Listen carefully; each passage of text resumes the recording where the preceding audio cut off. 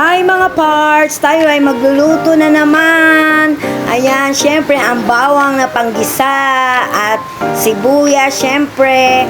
Diba? Alam nyo na to mga parts. Gawa-gawa ko lang to mga parts ha. Syempre ang mushroom natin, igigisa natin sa bawang sibuyas. Alam nyo naman na para-paraan lang tayo mga parts. Pagkatapos yung mga parts, syempre lagay natin yung Spanish sardines, 555. Ayan, 5 nga pala nilagay ko dyan mga parts para hanggang gabi na yan mga parts. Yummy yan, try nyo sa bahay nyo mga parts. Okay na okay siya. Alam nyo naman kung anong nasa bahay, yun lang ang ilalagay ko.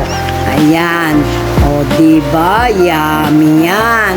Syempre, igigisa natin, pakukuluin natin siya ng mabuti. Pagkatapos ang kumulo, ilagay na natin ang pechay. Yan lang po ang ricado niya mga parts. Napakadaling lutuin at napakadali ng mga ricado. Ayan, sa mga walang syempreng mga pangluto, pwedeng-pwede na to at healthy pa mga parts. Kasi nilagyan natin ng mushroom at ang pechay. Siyempre, nilagyan ng konting magic sarap na nakakasarap. Siyempre, ayan.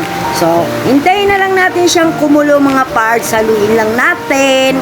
Yummy-yummy na yan. Try nyo sa bahay nyo mga parts. Spanish sardines. Okay na yan. Na may mushroom at ang pechay. Ayan, di ba mga parts? Oh. So ngayon, kumulo na siya mga parts. Nilagyan ko ng ceiling green para kahit paano nakakagan.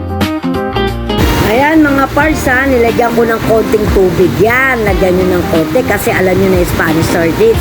Medyo maalat-alat.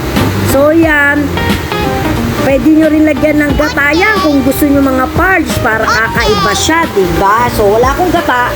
Yan lang nilagay ko. Alam nyo naman kung ano lang nasa bahay, yun lang ang ilalagay. So, yan, kumulo na siya mga parts. Yummy-yummy yan. Alam nyo na. Diba? Para-paraan tayo, pampatagwid, gutom din. Ayan, nakasandok na pala ako. Okay na siya mga parts. Pwede na tayo kumain. Yummy, yummy, Spanish sardines. Ayan na may mushroom at pechay. Sige mga parts, paano ba yan? Kain na tayo. Bye!